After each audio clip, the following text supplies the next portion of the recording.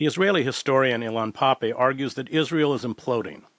He defines the current far-right government of Benjamin Netanyahu as neo-Zionist, meaning that the old values of Zionism have become more extreme, more openly racist, more supremacist, and more violent. This neo-Zionist state has abandoned the incremental approach, the slow-motion ethnic cleansing of Palestinians, which characterized past Zionist governments. It is using genocide as a weapon to empty the Gaza Strip of Palestinians and soon perhaps the West Bank. It is dominated by Jewish extremists that have turned Israel into what he calls the state of Judea, distinct from the old state of Israel.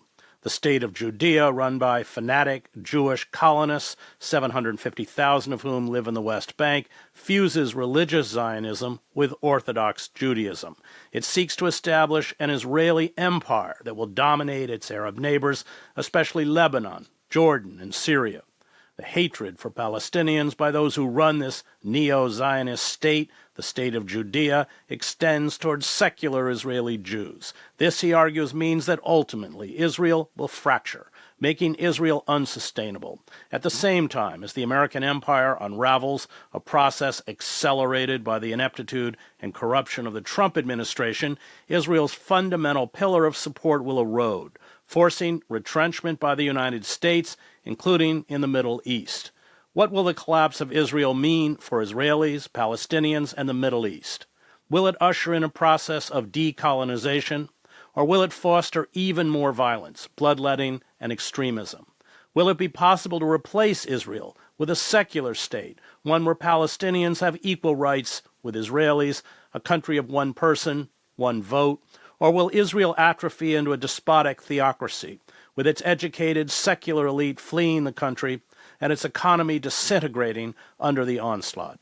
Joining me to discuss the future of Israel and his book, Israel on the Brink, is Ilan Pappe, professor of history at the College of Social Sciences and International Studies at the University of Exeter in the UK, and director of the university's European Center for Palestine Studies. His other books include The Ethnic Cleansing of Palestine, 10 Myths About Israel, and A History of Modern Palestine. Let's begin with the latest news out of Qatar, this attempted assassination of the leaders of Hamas, who were apparently gathering to discuss and, by all reports, accept the latest ceasefire agreement. Yeah. Chris, thank you for having me once more in your show. It's a great pleasure and honor to be here.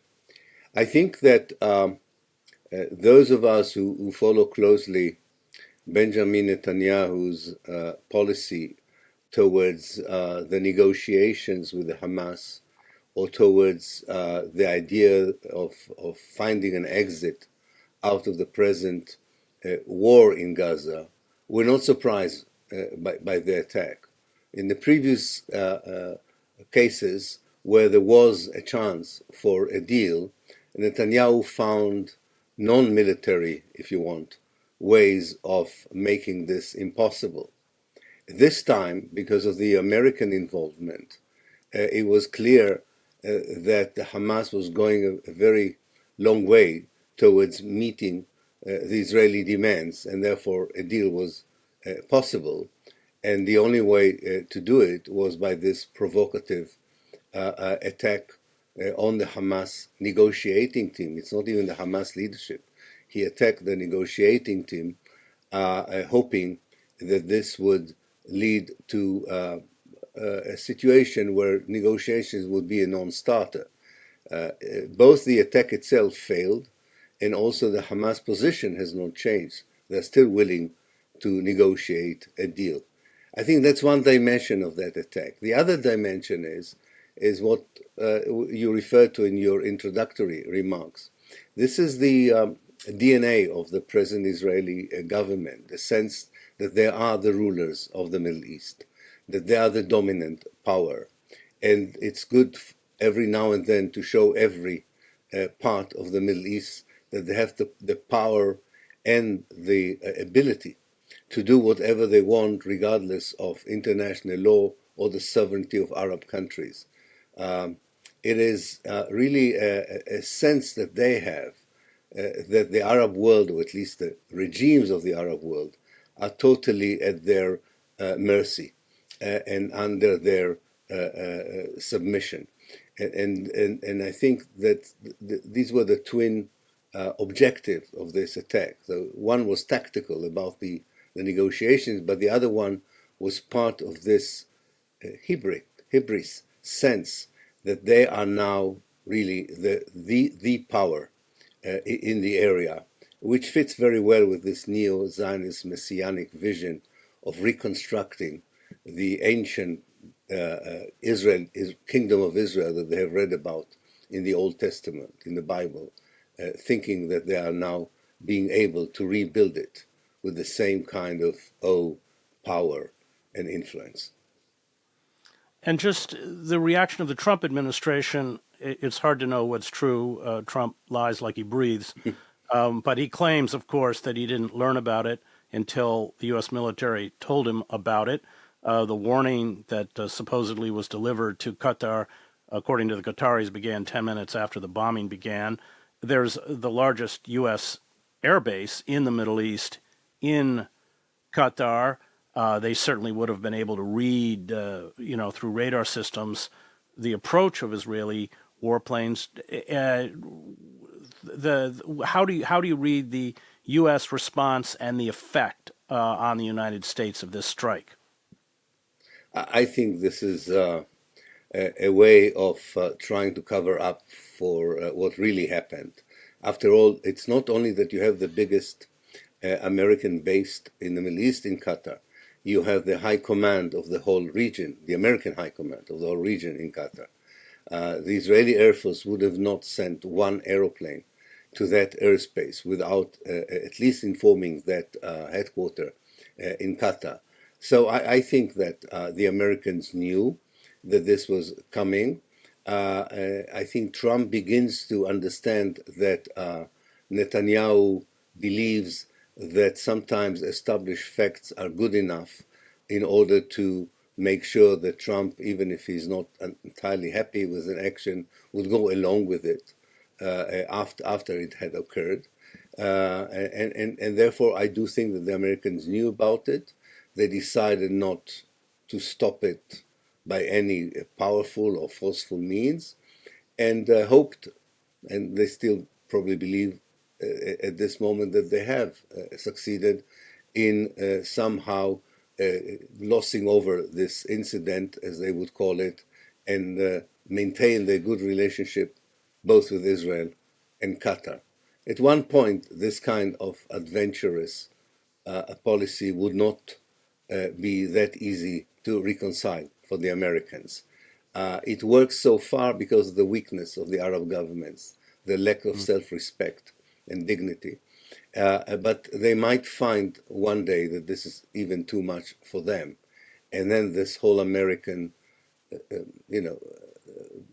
game of navigating or balancing between the two different interests of the United States in the region, this balancing act may not be possible anymore in the future. I had dinner in Cairo a few months ago with Nasser's former head of the Minister of Information, who Sadat had thrown in prison for 10 years, and he made for me exactly that point. He said the problem is not that Israel is strong, it's that the Arab governments are weak. Absolutely. Absolutely. It is something, whatever we may think about Jamal Abdel Nasser, previous leaders of the Ba'ath in Syria and Iraq, they would have not tolerated such an Israeli behavior. There's no doubt about it. With all the risk of saying what would have happened if in history, this can be certain, with some certainty, be stated.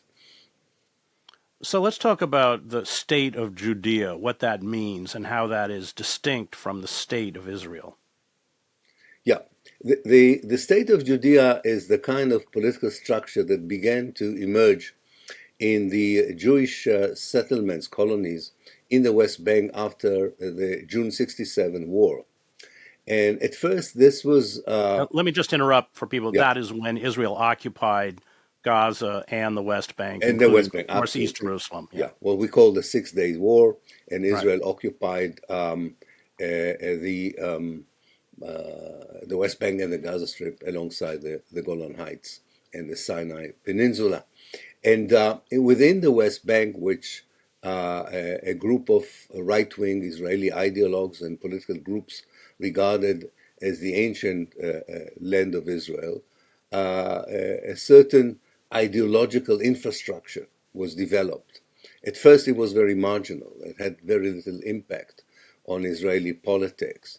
But once the Likud under Menachem Begin in 1977 ended the labor Zionist domination or dominance in Israeli and Zionist politics, these ideologues became far more influential and began to develop through learning centers, through the writings of their rabbis, their gurus, a kind of a literature that was very ideological in its nature and interpreted the reality of the 1970s and the 1980s and later of the 21st century as a monumental historical moment in the life of the Jewish people, where the old ancient biblical Israel is going to return, and the days of the golden period, or the glorious period of the past, would be reenacted. And for that matter, the ideologues said two things have to happen. One, you need to have sovereignty all over ancient Israel, that is, all over historical Palestine, Israel, the West Bank, and the Gaza Strip, and you need to maintain a theocratic regime. And therefore, the problem was not just the presence of so many Palestinians in that coveted new kingdom, but also the presence of secular Jews who have served a certain purpose in history in their eyes, but have already exhausted their historical role, and therefore they were also an impediment for the recreation of the glorious biblical kingdom that they read about in the Old Testament. Now, from a marginal group in the 70s and the 80s, they became a powerful political force because they succeeded in paving the way into the more impoverished parts of the Israeli Jewish society, especially among the second and third generation of North African Jews who lived in the slums of the big cities, in the infamous development towns of Israel, which lacked proper economic, educational, and professional infrastructures. And they were quite easily recruited to this ideology, and their way of living anyway was already quite traditional and far more religious than that of the secular Jews. So they became a formidable power, and we already saw it in the elections during the time of the corona pandemic. But their moment of peak came in November 2022, when Netanyahu, with all his problems, decided to align himself with that coalition of the state of Judea and was willing to give them anything they wanted in order to remain in power. And that meant giving them the ministry of Homeland, what would be in America the Homeland Security, a powerful position within the Ministry of Defense and the Ministry of Finance. But even more important, I think, allowing them to occupy senior and important position in the police, in the army, and in the Secret Service. So now they have a very strong grip over the Israeli state altogether, and by that I meant that the state that they are looking at, which I call the state of Judea, is swallowing gradually the state of Israel. There was always, these are the Mizrahi, they're called in Israel, and they always there was always tension with the Ashkenazi, the European-born Jews who dominated Israel, let's say, up until the 80s, although, of course, Netanyahu's family comes out of Poland. And what you saw was a kind of there was Avi Shlam writes about it quite well in his memoirs. What is it? Three Worlds, I think it's called. But there was always that tension, that inherent kind of racism. I mean, you mentioned this in your book, and it's fascinating that those groups, many of whom they were Arab Jews, or as you said, they came from Morocco or Ethiopia, wherever, they were poorly treated by the Ashkenazi. Yeah. And it's fascinating that they become the new power base because, of course, they were I don't want to call them second-class citizens, but they certainly, among many Ashkenazi leaders, were a kind of embarrassment. Absolutely. This is a tragic history, and you're right. My friend Avi writes about it very well in his book, Three Worlds. They were brought, I mean, not they, their grandparents, so to speak, were brought to Israel in the early 1950s because the Zionist movement, or the new state of Israel, failed to convince millions of Jews who lived in the United States and in the United Kingdom and parts of Europe to immigrate to Israel. And quite reluctantly, the Zionist leadership decided to bring people that they regarded as Arab Jews. Namely, they were not only Jews, they were also Arabs.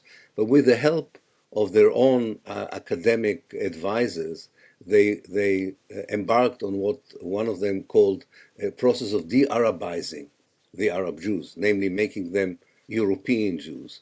And one of the best way for an Arab Jew to be accepted as an equal to a European Jew is to display hatred and racism towards the Arabs, and in fact towards his or her own identity. And that creates quite a very troubled mental infrastructure, as well as a difficult social and economic condition that they found themselves in, because they were pushed into the geographical and social margins of the society. Now, something else happened because the governments did not deal with social welfare and economic problems. The religious groups entered instead of the government and had a lot of influence of the younger generation.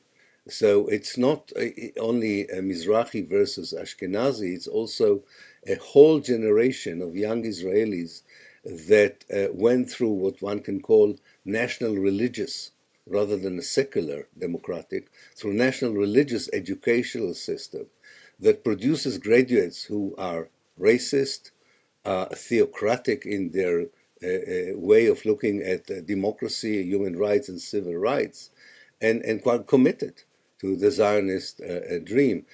Some of those youngsters we have seen in the selfies that they themselves filmed during the genocide of Gaza, and it's very easy to recognize the language that they use, the hatred, the racism, and unfortunately this is not a marginal phenomenon. This is a very widespread phenomenon, and is part of the power base of what I call the state of Judea.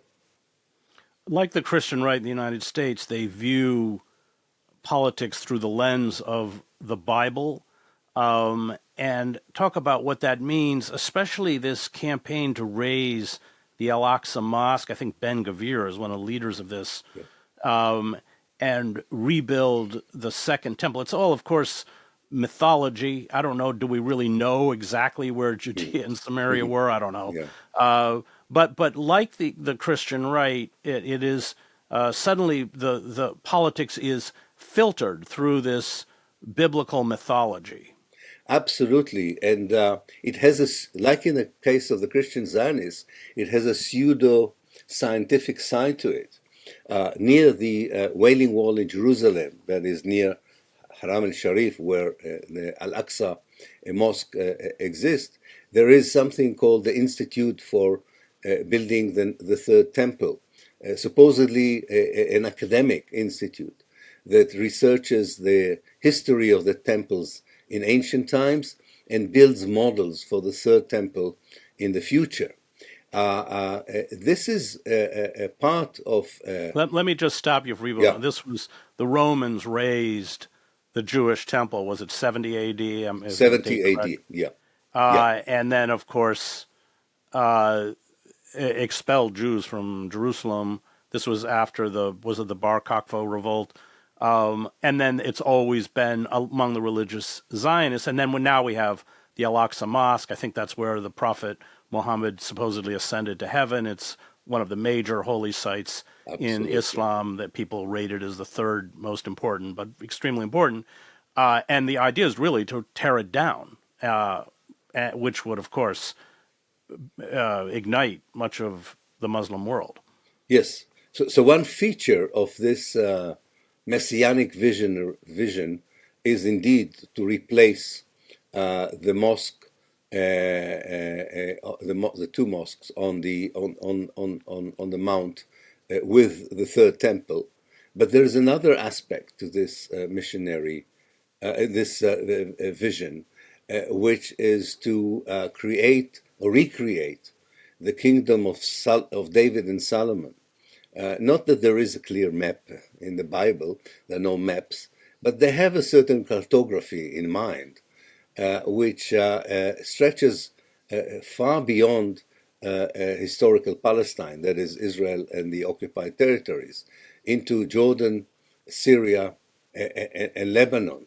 Now, right now, that looks totally insane and not a very practical or even possible or probable scenario. But what I would say that although I don't think they will ever be able to achieve that geographical kind of extension or expansion rather, I'm not sure they would not attempt it. That by itself is a kind of irrational strategic and future behavior that I think will also contribute to the disintegration of Israel in the more distant future. Can we argue that that's what they're doing now? They are essentially expanding Greater Israel into Gaza. They've already expanded, let's call it Greater Israel, into southern Lebanon. They've moved almost up to Damascus in Syria. Is that what is driving this expansion? Then, of course, these strikes being carried out in Iran, in Qatar. Absolutely, this is the model that they are building. The model is if of the center of gravity, the power base of the Middle East is in a Jewish Zionist Jerusalem, and the whole region is run from there with vassals, with allies, and with enemies that are constantly being punished. And in the meantime, the space of the state extends over the borders of what used to be mandatory or historical Palestine. Absolutely right. There's already military presence in South Lebanon, in the south of Syria, and I don't think they're going to stop there. And what I think very difficult for your viewers, Chris, to realize that there is a difference between their internal discourse in Hebrew and what sips out or make itself out in English or is being translated into English. Because if you visit their centers of learning, if you read their own websites, if you kind of make a more profound effort to look at what they write and take it seriously and talk about, then you can see that the ambition is far more is more than just having the military presence in South Lebanon or South Syria. That the ambition is to really rebuild that ancient biblical Israel, and regarding many of the areas west of the River Jordan, such as Jordan, as part of that biblical kingdom that by right or by God's will belongs actually to the Hebrew people, namely the current Jewish people. So let's talk about how that contributes to disintegration. You write, so a potential fall of Israel could either be like the end of South Vietnam, the total erasure of a state, or like South Africa, the fall of a particular ideological regime and its replacement by another. I believe that in the case of Israel, elements of both scenarios will unfold sooner than many of us can comprehend or prepare for. So you have the internal divisions. We've seen it with the protests against Netanyahu. There doesn't seem to be much internal dispute over the genocide, No. but certainly over this clash between these religious Zionists, the state of Judea, and the old state of Israel. If you want to define it as that kind of clash. So you have the internal divisions. You have the expansion of greater Israel. How do those forces contribute to the disintegration of the state of Judea, the state of Israel? All these actions and strategies, when they are being implemented on the ground, have a dialectical kind of connection with other processes. Namely, they are influencing, almost like on a billiard pool table, other processes. For instance, the more aggressive is the Israeli territorial expansion, the more cruel is the Israeli punitive action and adventurous, namely taking part all over the Arab world, the more the Arab world itself would undergo processes of change from within that haven't happened yet until now. The so-called Arab Spring did not produce dramatic regime changes in the Arab world, but such a situation, an escalation of Israeli territorial expansion and punitive actions can lead to a continued revolution. The one that started in 2012, and one of the manifestation, I think, of any new political order in the Arab world will be regimes, rulers, governments, whatever they will be, political elites, that will reflect more faithfully what the societies want their states to do with regard to Palestine. And then, Israel would not face two small guerrilla armies that it can relatively easy to defeat, although even that they haven't been able to do, but they would face conventional armies. The second is economic. Expansion like this, a lunatic behavior, if you want, like this, with typical to populist governments, wherever they are, comes at a price. The United States is the one that would be asked to finance most of it, because up to 2023, the United States provided Israel with $3 billion annual support. Since 2023, they've already paid into the Israeli bank account, so to speak, about 15 to 16 billion dollars, and the demand on the American taxpayer to finance these ambitions would increase. And that would, I'm not sure how, even if a Republican administration would go along with this. So they are facing also a serious economic crisis, despite the fact that, of course, still people buy from the Israelis military, security, and securitization products and services. Nonetheless, that would not be enough to sustain a proper economy. To that, you can add the isolation in the world, which, the more extreme the behavior is, it might not be contained in the boycott and divestment campaigns and might move into the realm of sanctions. We're already beginning to see indications of this, that some governments are willing at least to talk about sanctions. We'll wait and see whether they're willing to impose them.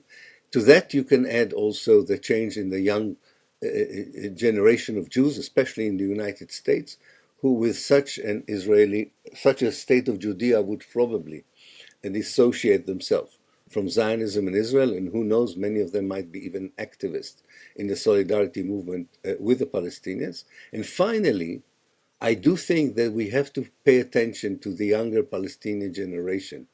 There's not much to write home about the present political leadership of the Palestinians in terms of their unity, vision, vision and effectiveness.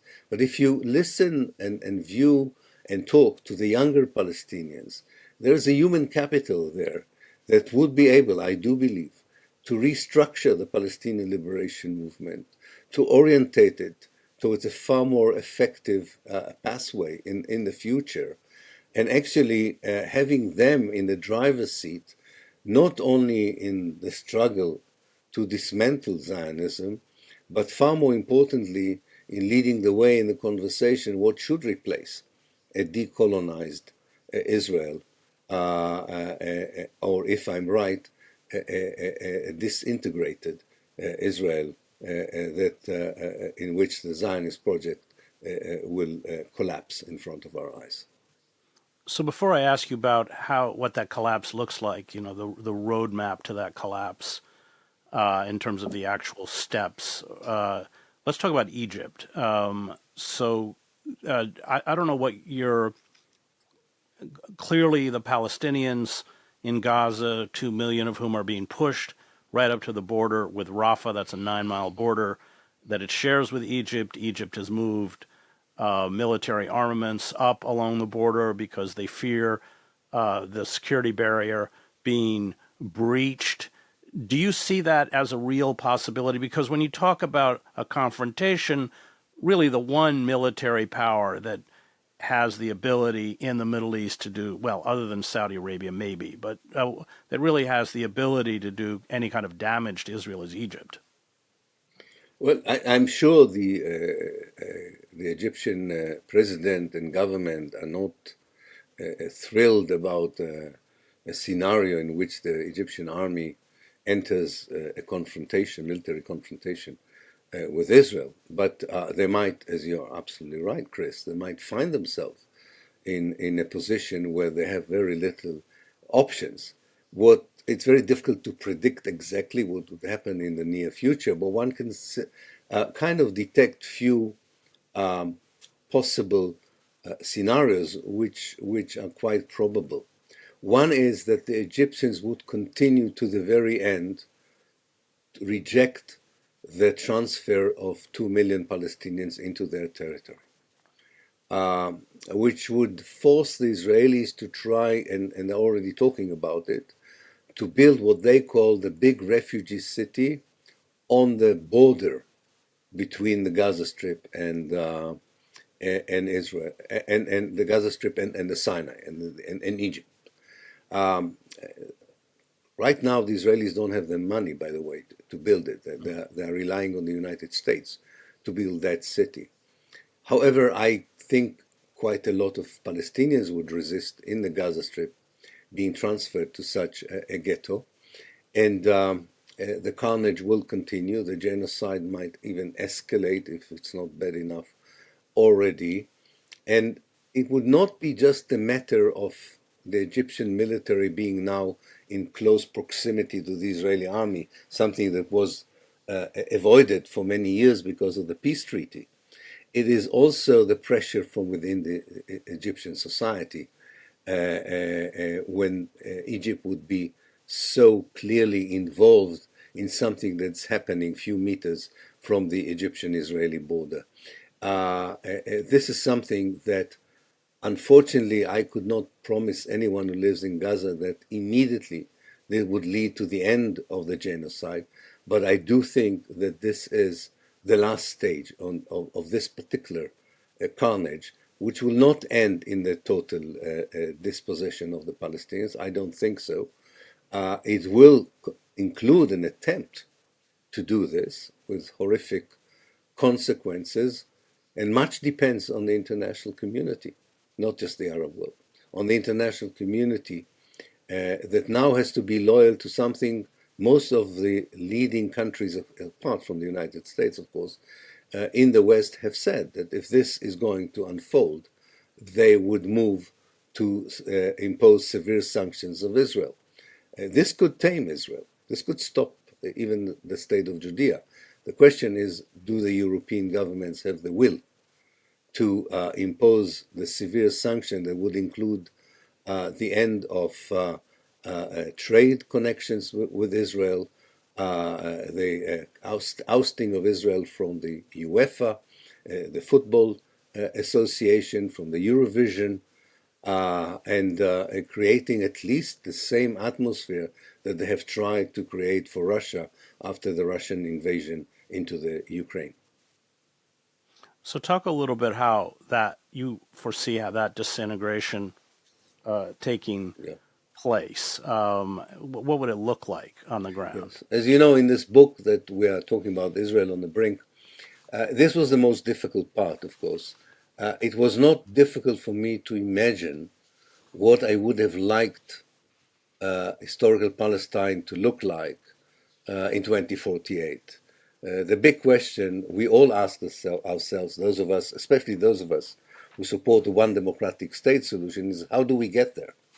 How do we get there? And what I was trying to do in the second part in the book, in a rather fictional way, by a diary of an old man that looks Right, back. just as you would in what a very old man, I think. A very old man. It had to be a very old man, otherwise I could not fit in. What is it? At least 20 years, right, from now, and I'm 70 now, so it had to be a very old man. Right. But what I was trying to do is to avoid, first of all, a rosy picture of a decolonization. Decolonization is a messy affair.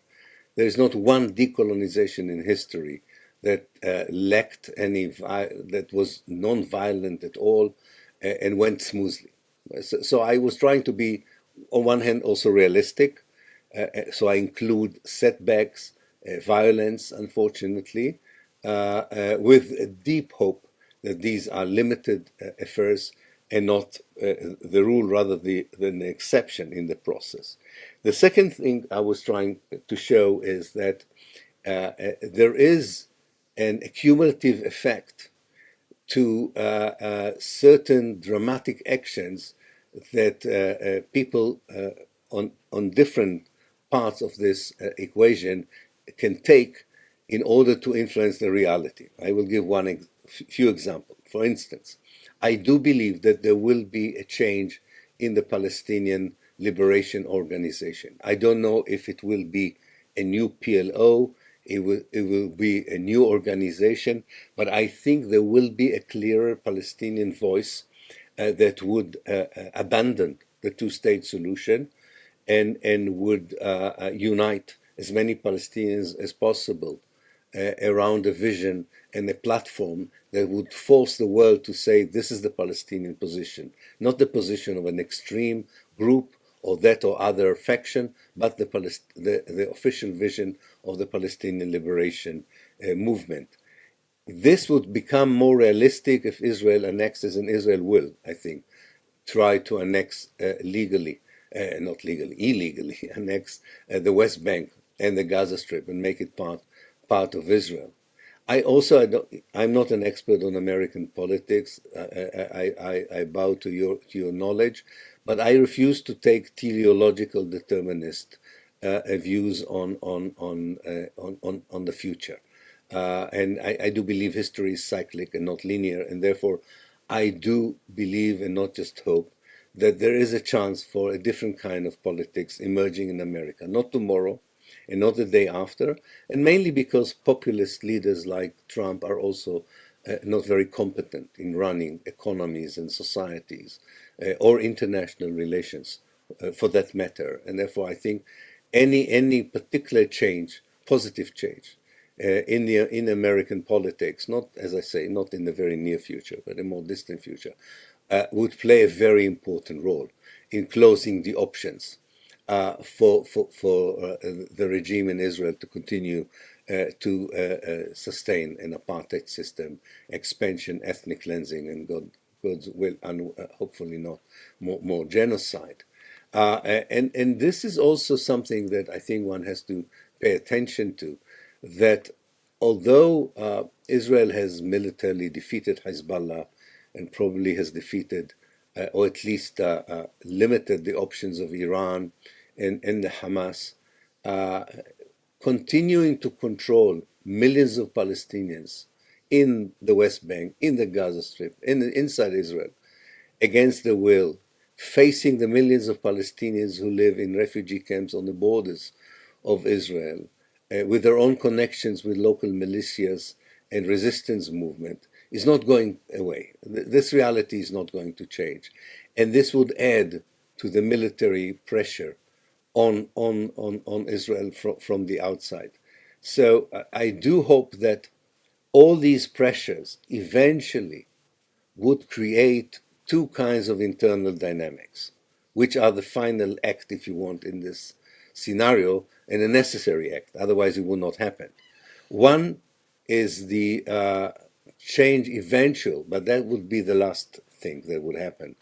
A change in the Israeli Jewish society similar to the one that took place among the white community in South Africa, willing to concede that there is no other option but to renegotiate the reality. I know it sounds totally unrealistic now, but I'm talking about a different future with different events that happen until that moment, including all the pressures I was talking about. That's one thing.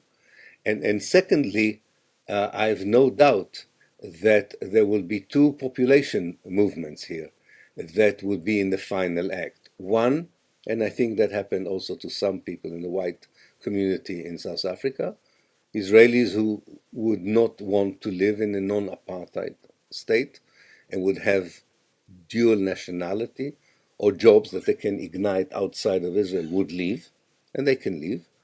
And the beginning of the movement of Palestinians coming back from refugees and exilic communities, changing the demographics, changing the political options, and maybe this would be surprising for some people.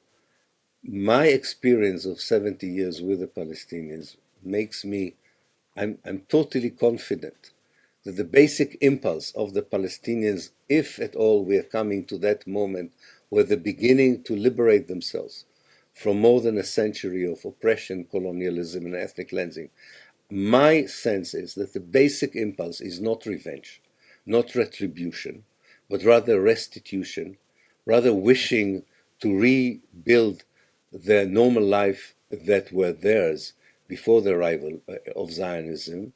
And I do believe that actually the inspiring model will not come from political models in Europe, but rather from the pre-1948 past, where Muslim, Christians, and Jews genuinely coexisted, not only in historical Palestine, but in the Eastern Mediterranean and North Africa as well. I just want to close by asking about the IDF, the pressures on the IDF. There are all sorts of reports that significant numbers of reservists are not showing up for this new campaign in Gaza, that casualty rates are far higher than we know. And then, of course, there are all these estimates of how many Israelis have left the country since October 2023. I think people are even putting the number as high as 500,000. But you have there appears to be a kind of exhaustion. The IDF is not created, has never been created to fight a war of attrition. Israel is a small country, it was a population of 7 million or something.